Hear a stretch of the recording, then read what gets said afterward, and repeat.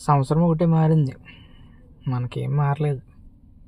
అన్నీ పోవడమే తప్ప వచ్చే ఉపకారం ఏం లేదనమాట. ఇలా చాలామంది అయితే అనుకుంటూ ఉంటారు. మనోళ్ళు కానీ, కుర్రోళ్ళు కానీ, పెద్దోళ్ళు కానీ, ఎవరైనా సరే ప్రాబ్లమ్స్ ఉన్న ప్రతి ఒక్కరు ఇలానే అనుకుంటాడు. అది మనీ ప్రాబ్లం కావచ్చు, ఇంకోటి కావచ్చు, ఇంకోటి కావచ్చు, ఏదైనా డబ్బుల సమస్య అనమాట. అదే డబ్బులు ఎలా సంపాదించాలి అన్న దాని మీద ఆలోచిస్తే బెటర్. పోగొట్టుకున్నది ఎలాగో పోయింది, వచ్చేదాన్ని మనం ప్లాన్ చేసుకుని ఏం చేయాలన్నది ఆలోచిస్తే చాలా బెటర్. 24 అయిపోయింది, 25 వచ్చింది, ఏం మారింది? ఏం మారలేదు.